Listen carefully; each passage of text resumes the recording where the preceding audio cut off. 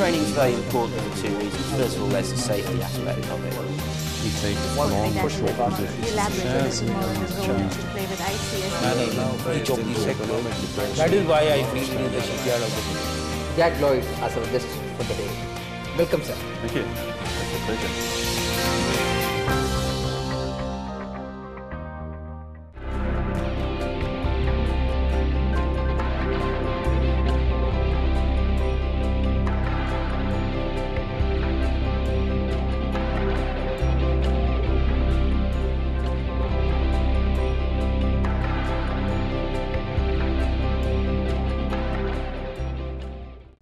Ask not what the country has done for you, but ask what you have done for your country. Hello and welcome all of you to yet another episode of Quarterdeck. Today the MarineBiz TV camera crew is at the premises of Mrs. Geeta Chabra. Mrs. Geeta Chabra is a poet, an author and a lovely person. Hello and welcome to the show. Hello, Srijit. Nice being here on this show. Tell us something about yourself. What are you? Who are you? We would like to know, the audience would like to know all about yourself. I was born in a town which is now almost like a city called Amritsar, and it is situated in north of India. I grew up in a very congenial atmosphere where there was a great deal of music, poetry. My father would recite Ghalib Zauq with such a lot of enthusiasm that he would almost forget his audience. My mother, she sang so well, I still remember her lilting notes. And that was the atmosphere I grew up in. When did you start writing poems? And who was your mentor during those times? Srijit, I began writing English poetry around 1990. Okay. And I was very fortunate to have a mentor by the name of Professor Nissim Iskil. Professor Nissim Iskil, by the time I met him, was already at the peak of his literary fame. He was a teacher, critic, a very established poet, and I received a lot of guidance from him. I would take my poetry to him. He was very encouraging. Nissim Iskil was somebody who wanted to give me the same faith that he had in my verse. When did you start writing poems and who was your mentor during those times? Srijit, I began writing poems around 1990s. And I must say that I was so fortunate in meeting up with a man called Professor Nissim Iskil. Professor Nissim Iskil is someone who has had a lasting influence in India, not only with his poems, but the way he projected poetry in India. He was a critic, teacher, himself a poet of great skill and emotions. By the time I met him, he was already at his peak with his talent. And there was so much I learned from him. I spent endless hours with Professor Nissim Iskil, and he played center stage for what I am today. Well, what inspired you to write this book? The so-called inspiration in writing it, such a phenomenal thing, and what really inspired you to write this book? That's a very good question. There were several factors that inspired me to write this book, the title of which is An Indian Ode to the Emirates. Having come to Dubai and stayed here, there were various periods, there were various experiences of joy, grief, victories, loss. And that all those factors touched my emotions. Having said that, I had already begun the process of writing. I had already had the exposure of taking my work to somebody like Professor Nissim Iskil. So the seed had been sowed, and then came the main dish, which was my vast experiences. And also I feel very special with my adopted home, my second home, which is Dubai. So these were the factors that inspired me. Another important thing is that we are right now celebrating in UAE the 40 years of their union. Oh, And when I went to my publishers, which is Motivate Publishing, it was Mr. Ian Fairservice who gave me the idea that, listen, why don't you make a figure of 40 poems instead of 42 or 38? And that's what inspired me, the whole idea inspired me. And of course, the translator of my book is a very well-known Emirati poet and translator of this region by the name of Dr. Shihab Ghanem. So we put our heads together and we worked together on this, and he translated 40 poems for me, and this is how the book was born. and we have a wonderful, wonderful product before us. Thank you. Well, tell us something about Dubai, and why did you choose Dubai as a destination to launch your book? You could have chosen some other country, and why Dubai? Why Dubai? Yes, expanding on my answer, on my earlier answer, Dubai is really my second home. It's a second home by choice. It's a second home by heart. I spend about 75% of my time in Dubai, and then I head back to my homeland, beautiful homeland, India. Dubai is special because it has given me so much. And the desert, the sand has always, the empty quarter has fascinated me. It's always been inspiring me in whatever form the desert is, whether it's a sandstorm or it's in the peak of winter. It's so fascinating to see nature in this wide expanse. So that's the angle of a poet. I am attached. I'm very loyal to Dubai. I must be. It is my second home. The working conditions are good. The rulers, I think, are so benevolent here. They have learned from they have carried on the wisdom of their forefathers, like Sheikh Zayed Nahyan and Sheikh Rashid Maktoum. When you look at all this, the attachment has to be there. And you would have witnessed this massive growth from the 2000 until date. Yes, but when I came like 15, 18 years back, I was told that the growth is already there. You should have come 10 years earlier or 5 years earlier to see what the place is like. So I think God's grace is upon this lovely place, lovely land.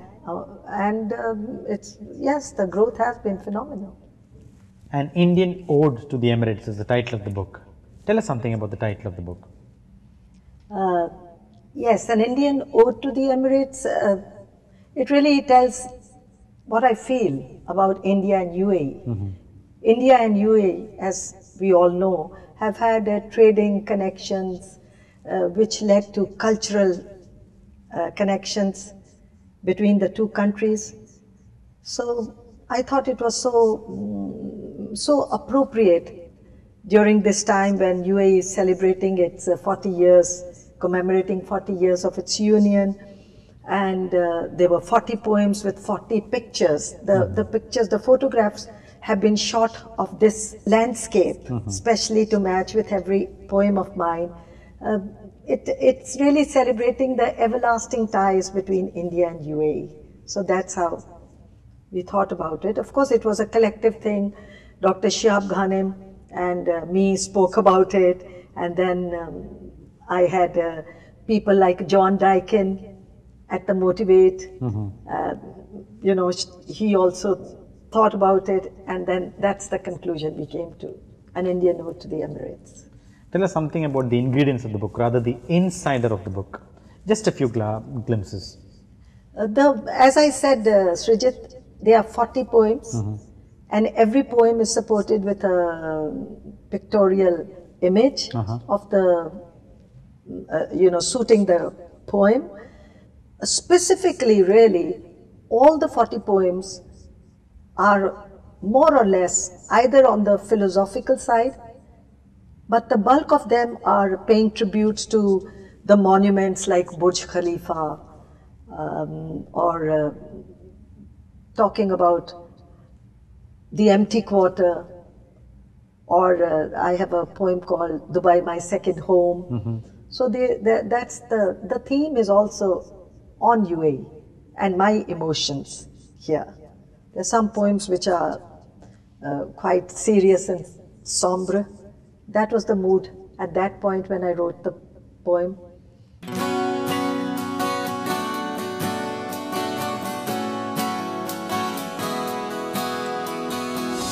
Hi, and welcome to Marine Biz TV. You're watching the world's first global maritime TV channel.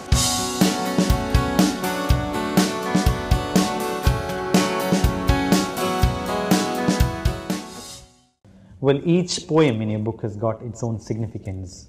So could you recite a poem for us? I would not ask you which one is the best, because all 40 will be the best. So any one poem from your book. Yes, I'd love to do that. And as you said, every poem is very dear to me. Let me see which one I would. Okay.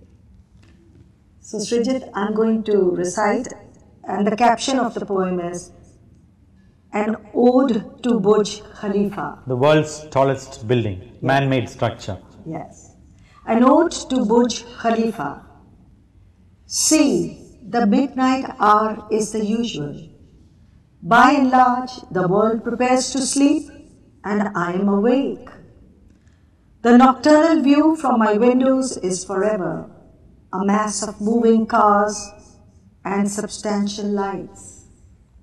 Overhead, against the deep indigo sky, Burj Khalifa stands out like a pearl, unfolding all its moments, resembling silence and solitude.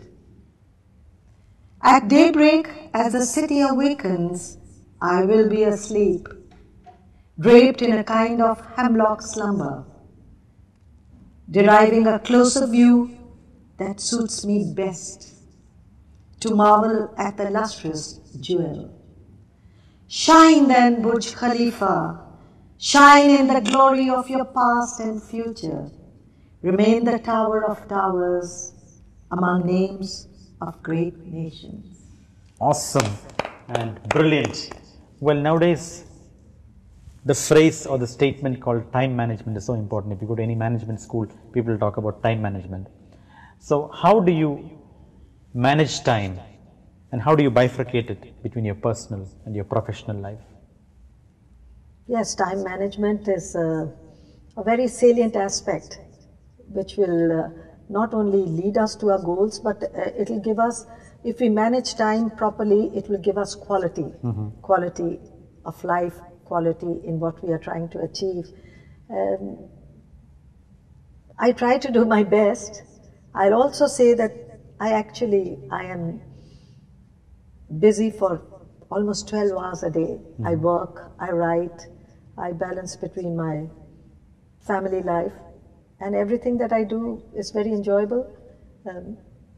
Yes, I feel time has to be used even more judiciously than the money we spend. When can we expect part 2 from An Indian Ode to the Emirates, or do you have a separate portfolio which is coming up? Yeah, yes, I am working on a couple of projects right now, and I hope to submit my work to my publishers. Very quickly, I hope that I'm able to bring out another book for my readers. And in the same breath, I would like to mention that I bring out a monthly sort of a magazine on www.geetachhabra.com, and where I post a letter depending on the current scene, and after blogging for my readers, I post my own poems there. I do a prose piece, a short prose piece, because people are in too much of a hurry and they can just glance to that. We also have the viewers corner there where my readers, it's their platform. They can exchange ideas or comment on on anything about life.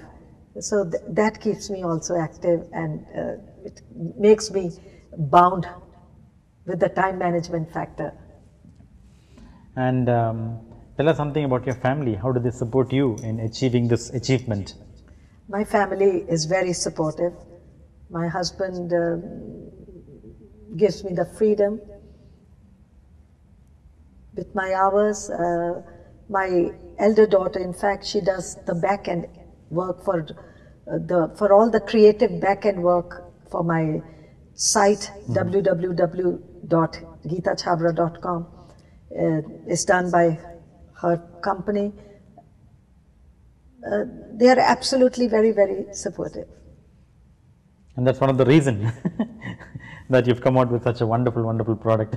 Yes. They are one ingredient, is it not? Yes. And for me, I also play my part by being I try to be a responsible partner, a responsible mother. Well, we've heard that you won an award and an acclaim. We would like to know about the award or the acclaim that you've received. Recently, very recently, I think we've heard from reliable sources that you've won an award. So tell us something about the award. Yes, Srijit, actually the biggest award I get every time is when my readers comment and they give me a feedback. Yes, but I'm also very much indebted to Poets Printry for awarding me the Poets Printry International Best Poetry Website for Creativity and New Age Poetry. I received it last month, and truly that makes me full of gratitude